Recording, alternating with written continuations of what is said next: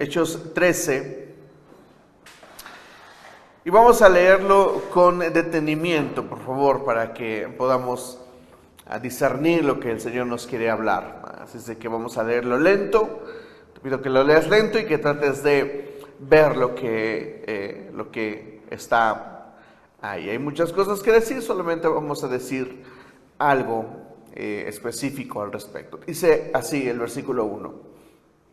En la iglesia de Antioquía eran profetas y maestros Bernabé y Simeón, apodado el Negro, Lucio de Cirene, Manaén, que se había criado con Herodes, el tetrarca, y Saulo. Mientras ayunaban y participaban en el culto del Señor, el Espíritu Santo dijo: apártenme ahora a Bernabé y a Saulo para el trabajo al que los he llamado. Así que después de ayunar, orar e imponerles las manos, los despidieron. Quiero contarte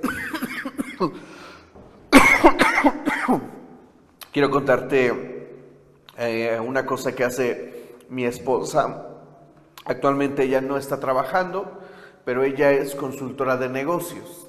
Ella se dedica a desarrollar manuales de procedimientos.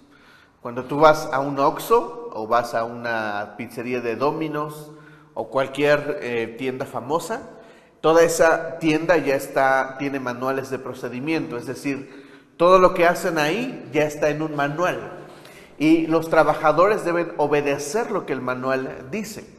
No se puede caminar de otra forma. Entonces, Miriam en su profesión se dedica a hacer estos manuales. Y un día me platicó algo que a mí me ayudó mucho a comprender asuntos acerca de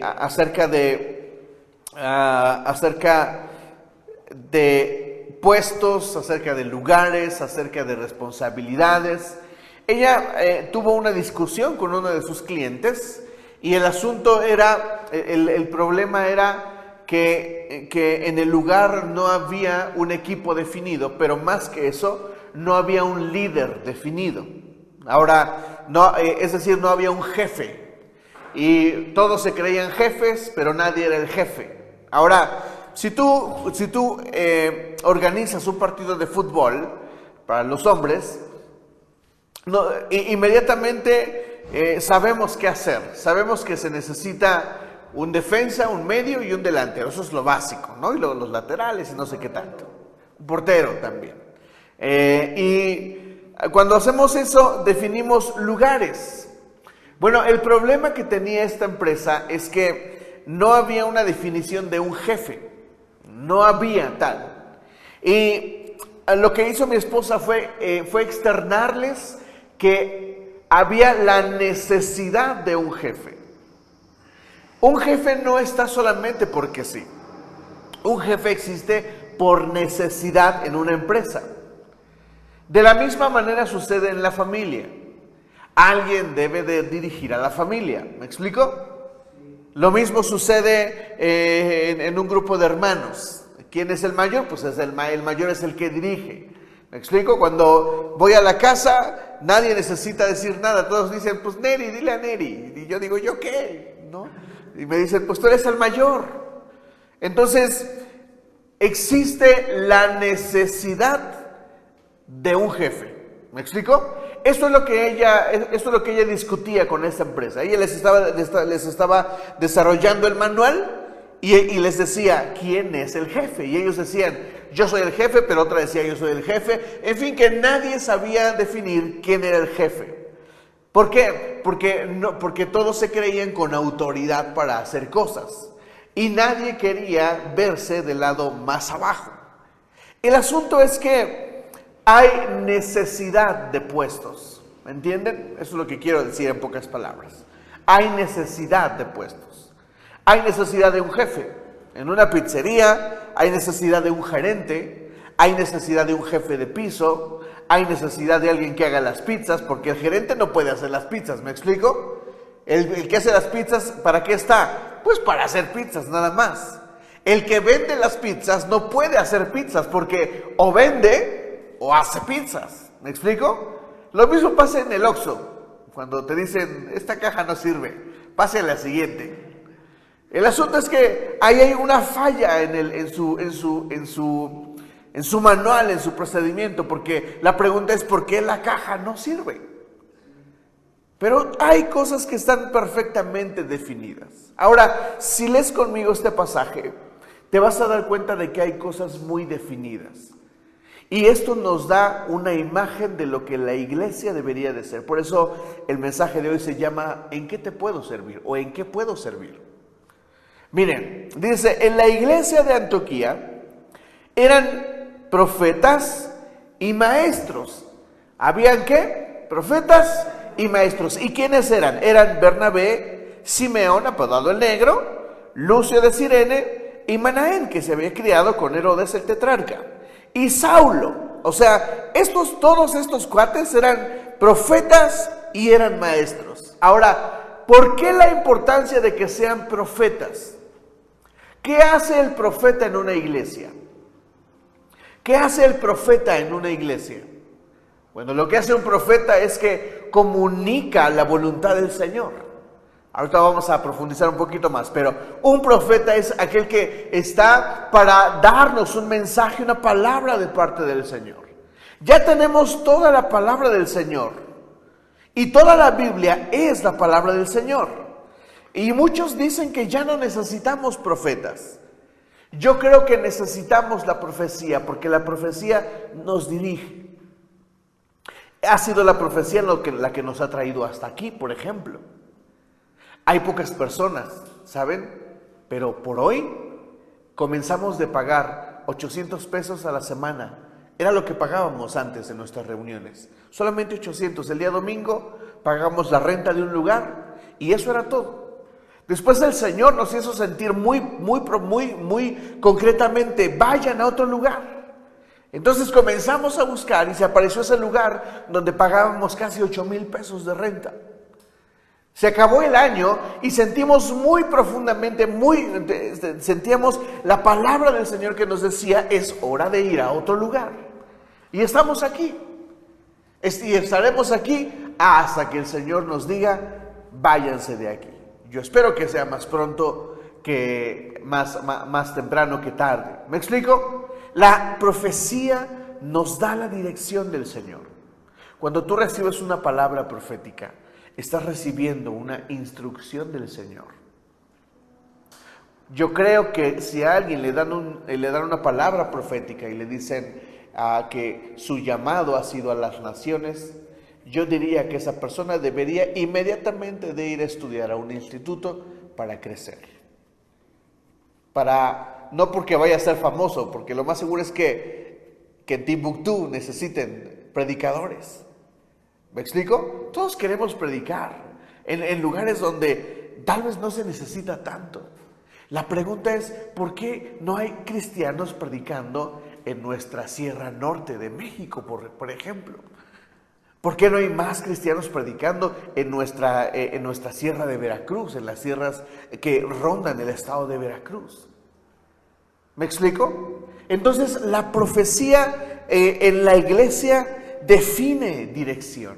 Por eso es importante lo que leemos. Miren, el versículo 2, mientras ayunaban y participaban en el culto al Señor, el Espíritu Santo dijo, apártenme ahora a Bernabé y a Saulo para el trabajo al que los he llamado. Y esta pregunta que te voy a hacer es clave.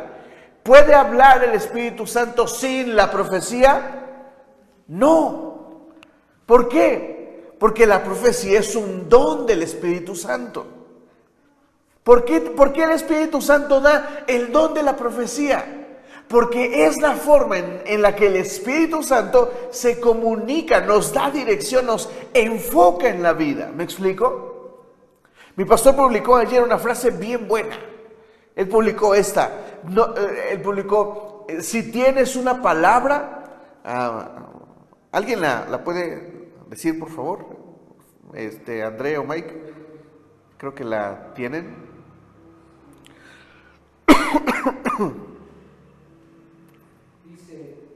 Para tener fe necesitas una palabra de parte de Dios. Tener fe en algo que Dios no te ha hablado es disfrazar tu deseo de espiritualidad. Otra vez, fuerte. Para tener fe necesitas una palabra de parte de Dios. Tener fe en algo que Dios no te ha hablado es disfrazar tu deseo de espiritualidad. ¡Wow! ¡Qué discernimiento! Ahora, esa palabra viene a través de una palabra profética. ¿Me estoy explicando? Ahora, el hecho de que haya profetas en esa iglesia significa que hay dirección, que hay enfoque. Ahora, necesitas una palabra profética, necesitas forzosamente que un profeta esté aquí y que te lance o que te diga una palabra profética. No, lo que necesitas es el don de profecía. ¿Me estoy explicando? ¿Por qué? Porque tú mismo puedes profetizarte. Esta es la palabra del Señor y toda la palabra es para ti, pero hay palabras que saltan de repente para cada uno de nosotros y nos dan enfoque en la vida. Te voy a dar un ejemplo. Yo estaba en Cancún, estábamos trabajando felizmente, ya llevaba 4 años en Cancún y estaba muy feliz. Mi rutina era pararnos en la mañana, desayunar fruta, porque no comía mal. Aquí como muy mal, ya se dieron cuenta. Aquí como muy mal, porque aquí hay tamales ricos. Aquí hay comida rica. Allá es difícil. Toda la comida que se vende allá es frita y hay mucha grasa. Toda la comida es casi frita. Entonces nosotros teníamos el refri lleno de pura fruta. Entonces nos parábamos, comíamos fruta, nos hacíamos hot cakes de avena, todo saludable. Yo me paraba a las 6 de la mañana, 5 de la mañana y me iba a correr a la zona hotelera. Y no es por presumirte, pero corría entre 7 y 10 kilómetros. Por lo menos 3 veces a la semana. Luego regresaba, desayunábamos y nos preparábamos para irnos ¿a dónde crees? Al gimnasio.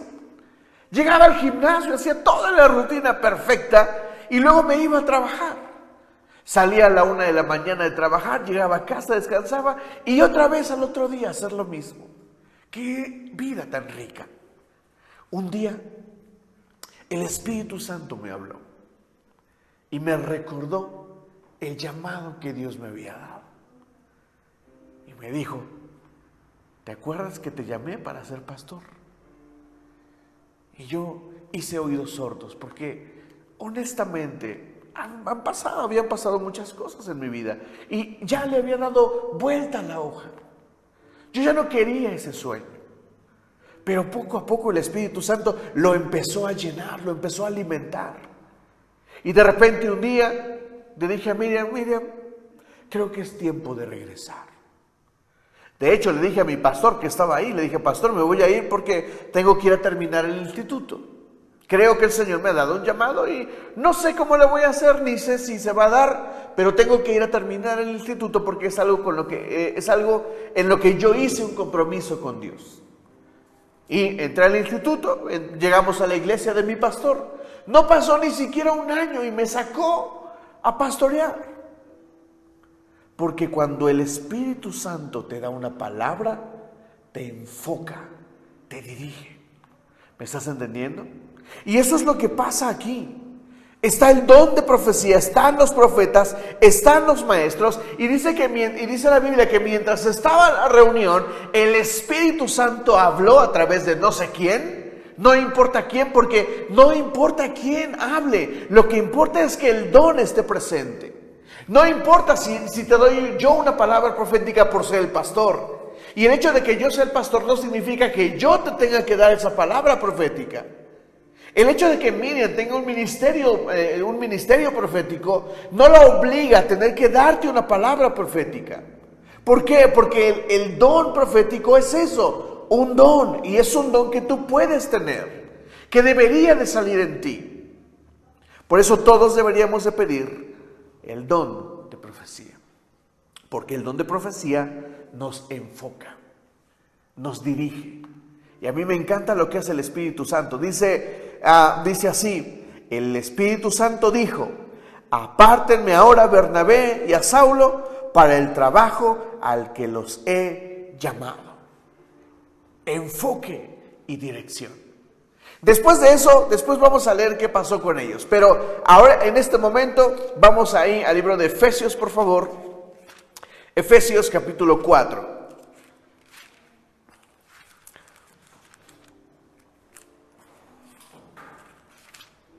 Efesios capítulo 4.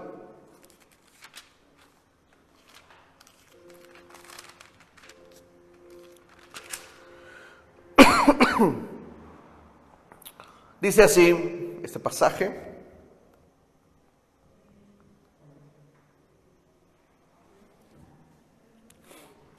yo pues, preso en el Señor, porque esta carta la escribe Pablo, desde la cárcel.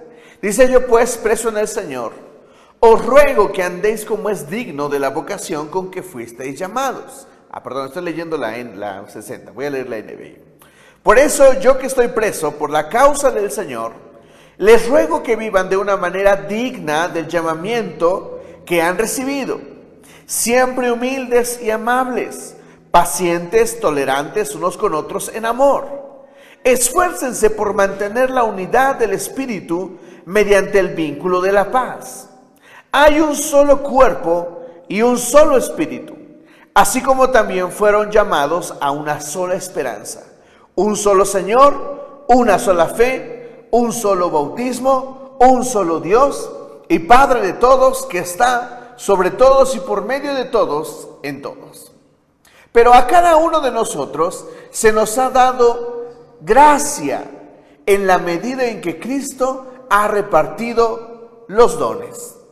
Por esto dice: cuando ascendió a lo alto, se llevó consigo a los cautivos y dio dones a los hombres. Es un pasaje, otro pasaje que está en la Biblia. Luego dice el versículo 9: ¿qué quiere decir eso de que ascendió, sino también descendió a las partes bajas, o sea, a la tierra? El que ha descendido es el mismo que ascendió por encima de todos los cielos para llenarlo todo. Él mismo constituyó a unos apóstoles. ¿A unos qué? Léelo conmigo, por favor. A otros profetas, a otros evangelistas, a otros pastores y maestros. Estos son lo que llaman muchos expertos los 5 ministerios de la iglesia. Y la noticia que quiero darte hoy es que para tu felicidad o infelicidad, espero que para tu felicidad, para tu gracia o desgracia, espero que más para tu gracia, tú tienes uno de estos ministerios. Uno de estos es tu ministerio. Así es de que te voy a dar una breve explicación de cada uno de ellos. Los apóstoles, hay una discusión en la iglesia. Si tú te pones a buscar en cualquier página de internet o cualquier cosa, tú puedes preguntar: ¿hay apóstoles? Y te vas a encontrar un montón de información y unos te van a decir que no, que ya no hay apóstoles. ¿Por qué? Bueno, porque Jesús definió a unos apóstoles. ¿Quiénes eran? Bueno, pues sus 12 apóstoles. Y estos 12 apóstoles fueron los únicos en su categoría. Y esto es cierto. En la categoría de los 12 apóstoles ya no hay apóstoles. Pero el apostolado es un ministerio. Y generalmente un apóstol se dedica a pastorear pastores y a plantar iglesias. Eso es lo que hace un apóstol.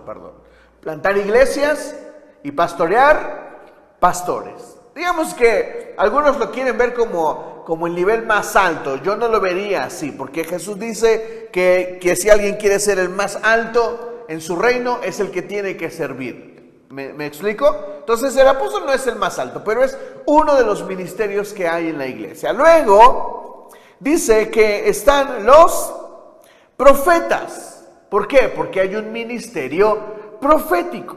Necesitamos en la iglesia el ministerio profético. ¿Dónde crees, en estos 5 ministerios, dónde crees que están los músicos en la iglesia? ¿Dónde los ubicarías? No, en los profetas. Los músicos en la iglesia forman parte del equipo de profetas. ¿Por qué? Porque es la forma, es la línea en la que Dios se revela a la iglesia. Cuando el profeta hace descender, cuando los músicos hacen un ambiente donde todo hace que la presencia del Señor baje y el Señor habla y el Señor actúa, ese es un mover profético. Por eso están ahí los profetas, los músicos están dentro de este campo. Luego están los evangelistas. Los evangelistas son, digámoslo de la forma más sencilla, la fuerza de ventas de la iglesia. Son los que venden, los que traen la gente a la iglesia. Y aquí yo ubico a 2 evangelistas. Uno es Diana y el otro es André. A propósito, ¿qué onda? ¿Dónde está la gente? ¿Dónde están sus gentes? ¿Saben? Muchas personas llegaron a la iglesia por André. Y varios otros llegaron a la iglesia por Diana. Son evangelistas de llamamiento. Y pienso que deberían de desarrollar más su ministerio evangelístico, porque algunos piensan que es responsabilidad del pastor traer gente a la iglesia. No, es responsabilidad de todos para empezar. Pero hay alguien aquí para quien es más fácil, para quien es incluso una pasión traer a la gente a la iglesia. ¿Me explico? Entonces, evangelistas, por favor, por el amor de Dios, vendan, lleven la palabra del Señor. Luego están los pastores. Los pastores se encargan precisamente de cuidar a la iglesia, de alimentarla, de darle de comer el alimento que necesitan, de pastorearles, de aconsejarles, de dirigirles en la medida en la que la oveja lo permita. ¿Me explico? Porque vale 3 manís el consejo si la oveja no quiere hacer caso, si la oveja no quiere obedecer a lo que su pastor le aconseja. Por eso hay muchas quejas sobre los pastores, porque muchos vienen y quieren escuchar lo que quieren oír. Pero el pastor se está obligado siempre a decir lo que debe de decir, basado en la palabra del Señor. Si te digo algo que no está en la Biblia, tú puedes no hacerme caso e ignorarme por completo. Pero si te digo algo que está de acuerdo a la Biblia, entonces deberías de hacer caso y deberías de prestar atención al consejo. ¿Sabes? Eso da descanso. Cuando yo le hablo a mi pastor y le digo, pastor, está pasando esto y esto y esto, y él me dice, mira, tienes que hacerle así y así y así y así. Y yo descanso en él. Es más, hasta le echo la culpa a él. A veces digo, el pastor me dijo que hiciera esto, así es de que ahí les va. Y yo uso de correcta manera, pienso, el consejo de mi pastor. Luego están los maestros. Hay maestros dentro de la iglesia. Los maestros deben de saber enseñar. Así es de que tengo que preguntarte, ¿cuál de estos es tu ministerio? ¿Eres apóstol? ¿Eres profeta? ¿Eres evangelista? ¿Eres maestro? ¿Eres pastor? Necesitamos que cumplas con tu trabajo. Porque a veces el pastor hace de todo, la pastora hace de todo. Y eso no está bien. ¿Recuerdas de lo primero que hablamos cuando comenzamos con Hechos? Cuando los apóstoles se ven atacados por los griegos. Las viudas griegas estaban desatendidas. ¿Y qué dicen los apóstoles? Necesitamos a servidores para que nosotros podamos dedicarnos a predicar la palabra. Porque si cada quien cumple su responsabilidad, los otros pueden desarrollar sus actividades de forma más eficiente.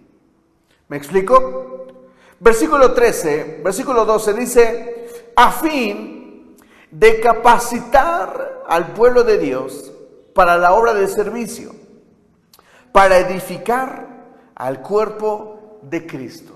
Dos cosas deben de producir estos ministerios. Número 1, el servicio. Y número 2, la edificación de la iglesia. Por eso estoy tan enfocado en la edificación de tu vida. Por eso eres discipulado cuando llegas a la iglesia.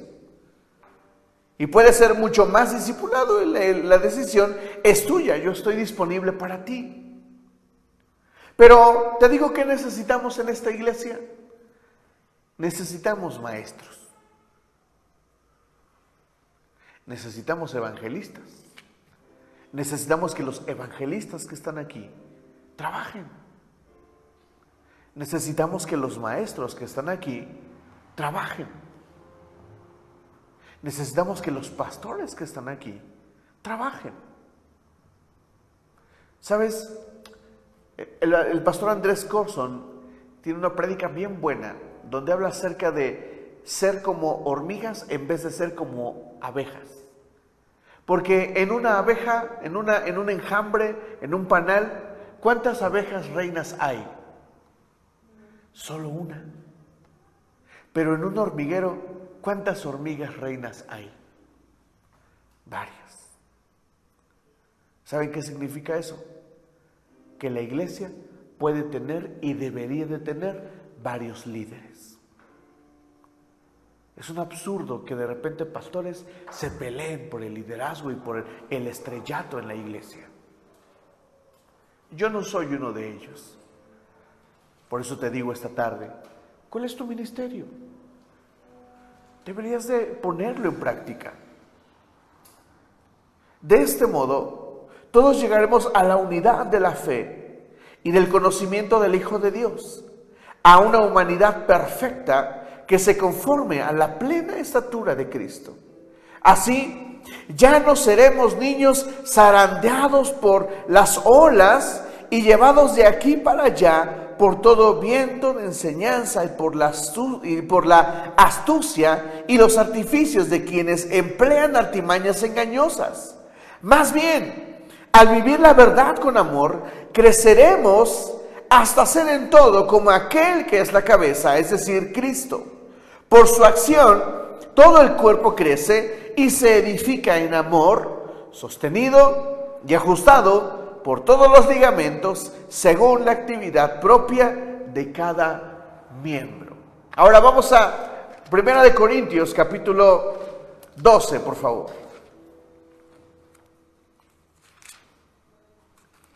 Primera carta a los Corintios, capítulo 12.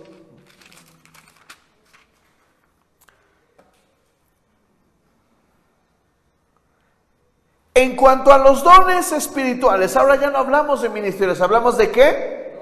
De dones espirituales. Hermanos, quiero que entiendan bien este asunto y quiero que tú lo entiendas también. Ustedes saben que cuando eran paganos se dejaban arrastrar hacia los ídolos mudos.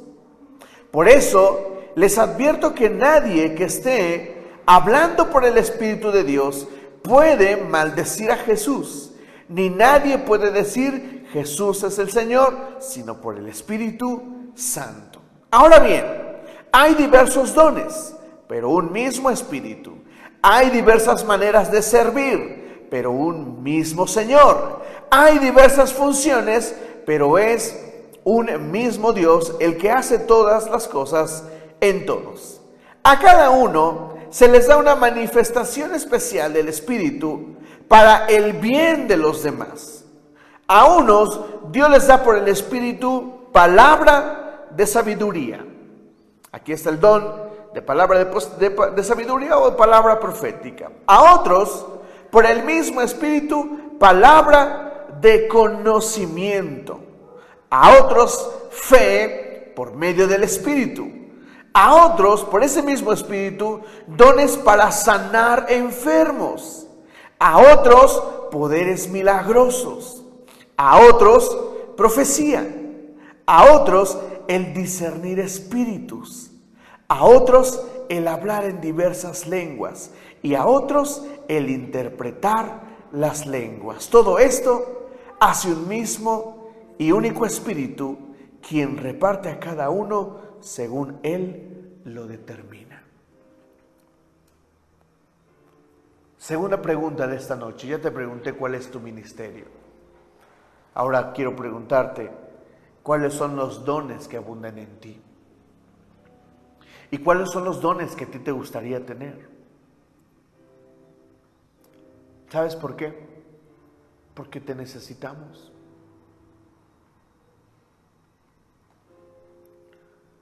Escucha esto que te voy a decir. Pablo y Bernabé no hubieran sido enviados si no hubiera habido el ministerio profético en esa iglesia.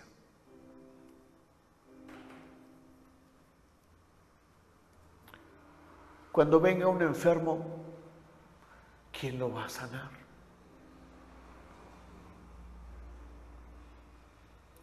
Cuando venga alguien a querer robarnos, ¿quién lo va a discernir?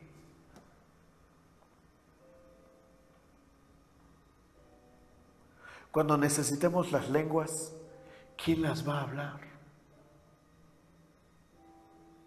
¿Ya hablan todos lenguas aquí? ¿Y qué esperan?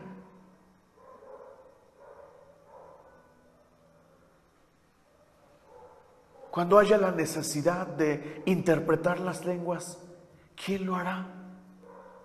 ¿Sabes que este ministerio es raro? ¿Este don es raro? Yo recuerdo mucho una ocasión en una reunión de jóvenes donde una persona empezó a hablar en lenguas y la otra empezó a interpretar lo que la otra decía. A mí me sorprendió brutalmente. Imagínate que está aquí alguien hablando lenguas y tú empiezas a discernir en tu espíritu lo que esa persona está diciendo. Te necesitamos, iglesia. Necesitamos que los dones estén en ti. Necesitamos que hagas milagros. ¿Yo? ¿Por qué yo? Que lo haga el pastor. ¿Por qué yo si yo ya soy el pastor? Es tu responsabilidad. ¿Quién va a orar por los enfermos?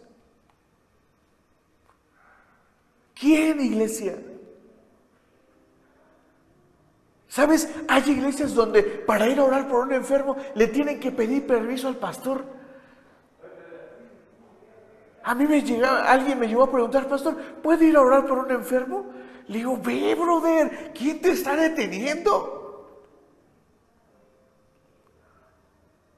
Porque necesitamos los dones. ¿Sabes que hay pastores que retienen a la iglesia para que ejerzan los dones espirituales?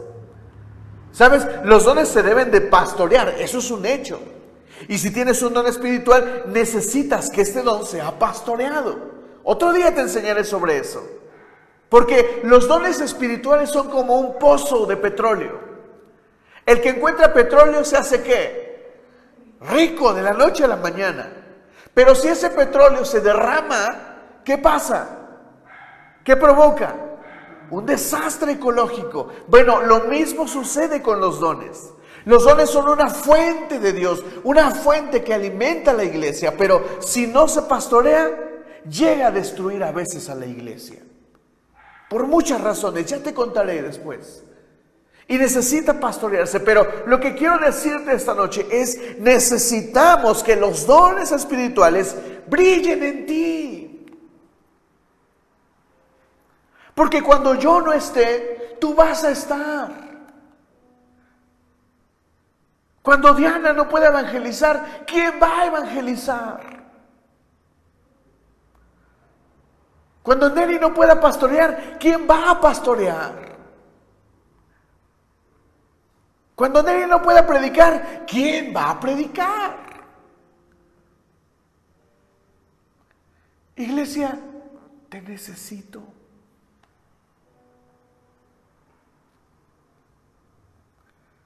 Y no te lo digo a modo de que veas a alguien que te está mandando. Te lo digo al mismo nivel que tú, porque en la iglesia no hay nadie que sea mayor. Jesús lo dijo claramente. Cuando habló a sus discípulos les dijo: miren, en el mundo se usa la autoridad para abusar de otros. En mi reino no es así. En mi reino, si alguien quiere ser el mayor, debe de servir a otros. Iglesia, te necesito. Te necesito.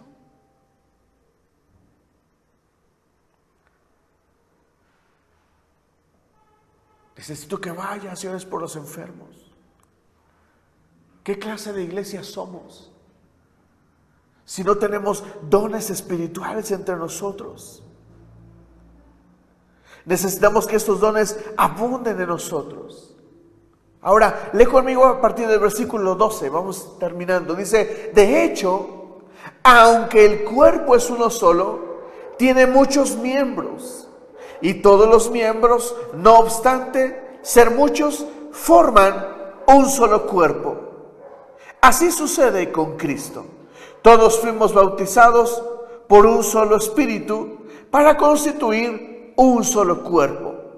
Ya seamos judíos o gentiles, esclavos o libres, y a todos se nos dio a beber un mismo espíritu. ¿Ves lo que dice Pablo? Dice que el espíritu ha dado, y al espíritu no le importa tu línea cultural, no le importa si eres rico, no le importa si eres pobre, no importa si tienes una profesión o no, no importa si otros tienen más que tú. Sabes, en la iglesia primitiva, algunos dicen que llegó a haber pastores que eran esclavos de sus propios, que esclavos llegaron a ser pastores de sus propios amos. Eso es una locura. ¿Sabes? Yo recuerdo a mi tercer pastor. Cuando te he contado muchas veces, yo crecí en una iglesia, me casé y nos fuimos a otra. Ahí estuvimos unos mesecitos. La pastora sabía que yo servía, sabía que Miriam servía y nos mandó a otra iglesia. Y allá donde llegamos, el pastor era un hombre muy noble. Lo amábamos mucho. Ahora, lo que voy a decir, por favor, no me lo tomes a mal, porque no lo estoy diciendo en mal plan. Él era albañil. Él era mi pastor. ¿Me entiendes? Y en la iglesia había otras personas que tenían carrera profesional y sabían someterse a su pastor. Y es lo que está diciendo Pablo. Si crees que no puedes ser pastor porque crees que necesitas los estudios y eso, sí, necesitas estudiar mucho porque debes de saber enseñar a la iglesia para pastorear. ¿Pero qué? Porque no lo puedas hacer ahora significa que no lo vas a hacer. Tienes que crecer. Tienes que formarte. Debemos de comenzar a romper las barreras de pensar, ¿por qué yo no puedo orar por los enfermos y que estos sanen? ¿Por qué yo no puedo hablar en lenguas? ¿Por qué esas barreras que nos impiden crecer? El versículo 14 dice, ahora bien, el cuerpo no consta de un solo miembro, sino de muchos. Si el pie dijera, como no soy mano, no soy del cuerpo, no por eso dejaría de ser parte del cuerpo. Y si la oreja dijera, como no soy ojo, no soy del cuerpo, no por eso dejaría de ser parte del cuerpo. Y si el cuerpo fuera ojo, ¿qué sería del oído? Si todo el cuerpo fuera oído, ¿qué sería del olfato? En realidad, Dios colocó cada miembro del cuerpo como mejor le pareció. Si todos ellos fueran un solo miembro, ¿qué sería del cuerpo? Lo cierto es que hay muchos miembros, pero el cuerpo es uno solo. El ojo no puede decirle a la mano, no te necesito. Ni puede la cabeza decirle a los pies, no los necesito. Al contrario, los miembros del cuerpo que parecen más débiles son indispensables. Voy a volver a leer este versículo. Al contrario, los miembros del cuerpo que parecen más débiles son indispensables. Alguna vez escuché a un líder decir estas palabras. Así le dijo a su equipo: ustedes están aquí sirviendo, y si ustedes creen que son indispensables, pues yo les digo que no. No hay nadie indispensable en el reino de Dios. Bueno, este pasaje dice que todos son indispensables. Iglesia, te lo digo con todo mi corazón, eres indispensable. Edith, eres indispensable. Silvia, eres indispensable. Rubén, eres indispensable. Patti, eres indispensable. Brenda, eres indispensable. Sandy, eres indispensable. Diana, sabes que eres indispensable. Mike, eres indispensable. André, eres indispensable. Todos lo somos. El asunto es que necesitamos crecer. Versículo 23. Y a los que nos parecen menos honrosos, los tratamos con honra especial, y se les trata con especial modestia a los miembros que nos parecen menos presentables. Mientras que los más presentables no requieren trato especial, así Dios ha dispuesto los miembros de nuestro cuerpo, dando mayor honra a los que menos tenían, a fin de que no haya división en el cuerpo, sino que sus miembros se preocupen por igual unos por otros. Si uno de los miembros sufre, los demás comparten su sufrimiento. Y si uno de ellos recibe honor, los demás se alegran con él. Ahora bien, ustedes son el cuerpo de Cristo, y a cada uno es miembro de ese cuerpo. En la iglesia, Dios ha puesto en primer lugar y nos vuelve a dar una lista: apóstoles, en segundo lugar profetas, en tercer lugar maestros, luego los que hacen milagros, después los que tienen dones para sanar enfermos, los que ayudan a otros, los que administran y los que hablan en diversas lenguas. ¿Son todos apóstoles? ¿Son todos profetas? ¿Son todos maestros? ¿Hacen todos milagros? ¿Tienen todos dones para sanar enfermos? ¿Hablan todos en lenguas? ¿Acaso interpretan todos? Ustedes, por su parte, ambicionen los mejores dones. Y terminamos con esto. Iglesia, si no ambicionas los dones, estos no van a venir a ti. Y lo digo categóricamente, porque nadie tiene lo que no desea. ¿O sí? ¿Puedo tener algo que no deseo? Pues no, ¿por qué? Pues porque no lo deseo, simple. Se me antoja un pan de muerto en este momento, con un chocolate. Lo deseo.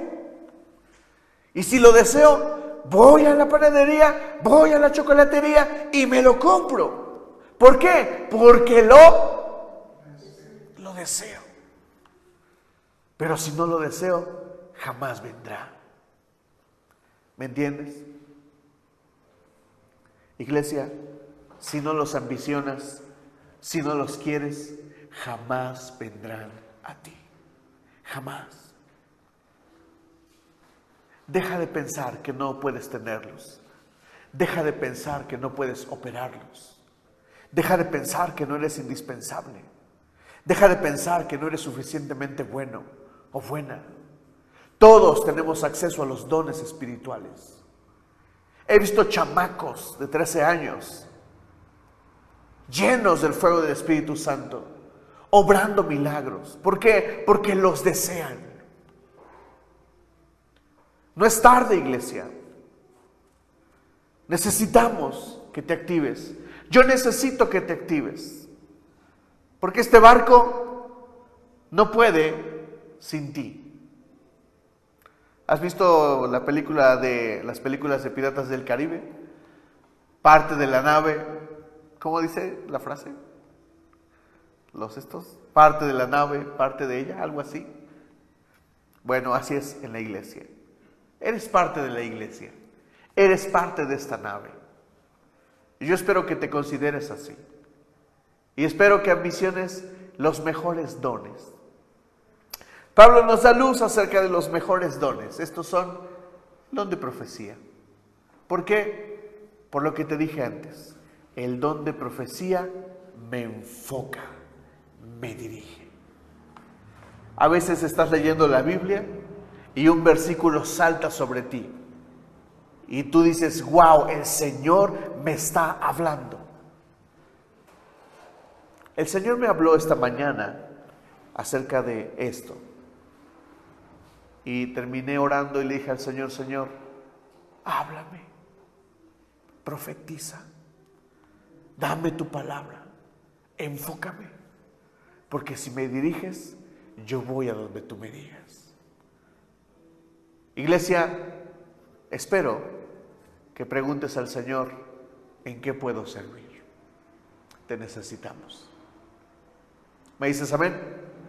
Ponte de pie y vamos a dar gracias al Señor. André, ¿le avisas a Miriam que ya terminamos, por favor?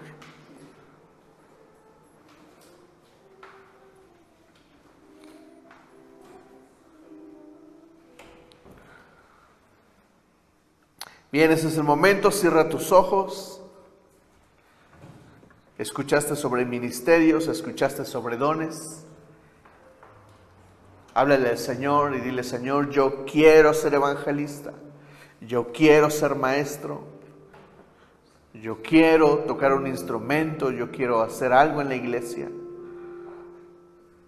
Hay muchos otros dones y hay muchas otras actividades que la Biblia nos demuestra. Otro día también te hablaré de eso, pero